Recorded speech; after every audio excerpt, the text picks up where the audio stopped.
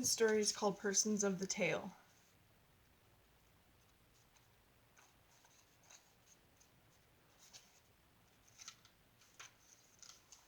After the third chapter of Treasure Island, two of the puppets strolled out to have a pipe before business should begin again, and met in an open place not far from the story.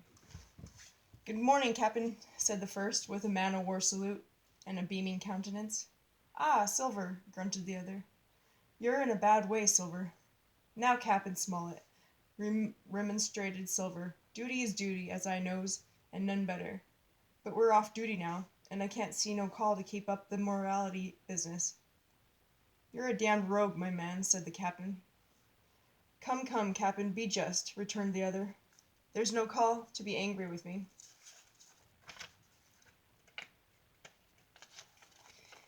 In earnest.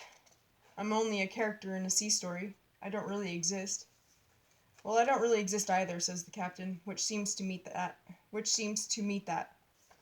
"I wouldn't set no limits to what a virtuous character might consider argument," responded Silver. "But I'm the villain of this tale, I am, and speaking as one seafaring man to another, what I want to know is, what's the odds?" "Were you ever taught your catechism?" said the captain. "Don't you know there's such a thing as an author?" "Such thing as an author?" returned John derisively. And who better'n me? And the point is, if the author made you, he made Long John, and he made Hans, and Pew, and George Merry. Not that George is up to much, for he's little more'n a name, and he made Flint. What there is of him, and he made this here mutiny. You keep such a work about, and he had Tom Redruth shot, and well, if that's a author, give me a Pew." "Don't you believe in a future state?" said Smollett. "Do you think there's nothing but the present story paper?" "I don't rightly know for that," said Silver, "and I don't see what it's got to do with it anyway. What I know is this, if there is such a thing as an author, I'm his favourite character. He does me fathoms better'n he does you, fathoms he does, and he likes doing me. He keeps me on deck mostly all the time, crutch and all, and he leaves you measling in the hold, where nobody can't see you, nor wants to, and you may lay to that. If there is an author, by thunder, but he's on my side, and you may lay to it." "I see he's given you a long rope," said the captain. "But that can't change a man's convictions. I know the author respects me. I feel it in my bones. When you and I had that talk at the blockhouse door, who do you think he was for, my man?" And don't he respect me?" cried Silver. "Ah, you should 'a' heard me putting down my mutiny, George Merry and Morgan, and that lot no longer ago in last chapter. You'd 'a' heard something then. You'd 'a' seen what the author thinks of me. But come now, do you consider yourself a virtuous character clean though?" "God forbid," said Captain Smollett solemnly.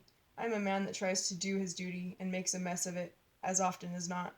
I'm not a very popular man at home, Silver, I'm afraid," and Captain sighed. "Ah, Silver, then how about this sequel of yours? Are you to be Captain Smollett just the same as ever, and not very popular at home, says you? And if so, why, it's Treasure Island over again, by thunder, and I'll be Long John, and Pew'll be Pew, and we'll have another mutiny, as like as not. Or are you to be somebody else? And if so, why, what the better are you, and what the worse am I?" "Why, look here, my man," returned the captain, "I can't understand how this story comes all about at all, can I? I can't see how you and I, who don't exist, should get to speaking here, smoke our pipes for all the world like reality. Very well, then, who am I to pipe up with my opinions? I know the author's on the side of good. He tells me so. It runs out of his pen as he writes. Well, that's all I need to know. I'll take my chance upon the rest." "It's a fact he seemed to be against George Merry," Silver admitted musingly, "but George is little more'n a name at the best of it," he added, brightening, "and to get into soundings for once. What is this good? I made a mutiny, and I've been a gentleman of fortune. Well, but by all stories, you ain't such a saint. I'm a man that keeps company very easy, even by your own account. You ain't, and to my certain knowledge, you're devil to haze. Which is which? Which is good, and which is bad? Ah, you tell me that. Here we are in stays, and you may lay to it. We're none of us perfect, replied the captain. That's a fact of religion, my man. All I can say is, I try to do my duty, and if you try to do yours, I can't compliment you on your success. And so you was the judge, was you? Said Silver derisively. I would be both judge and hangman for you, my man, and never turn a hair, returned the captain.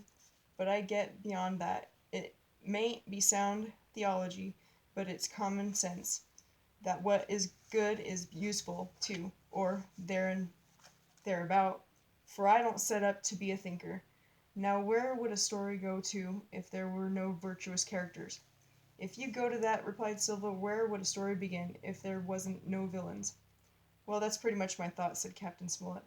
The author has to get a story, and that's what he wants. And to get a story, and to have a man like Doctor, say, given a proper chance, he has to put in men like you and Hans. But he's on the right side. And you mind your eye. You're not through this story yet. There's trouble coming for you. What'll you bet? Asked John. Much I care if there ain't, returned the captain. I'm glad enough to be Alexander Smollett, bad as he is, and I thank my stars upon my knees that I'm not Silver. But there's the ink bottle opening, 2 quarters, and indeed the author was just then beginning to write the words. Chapter 33. Is that it?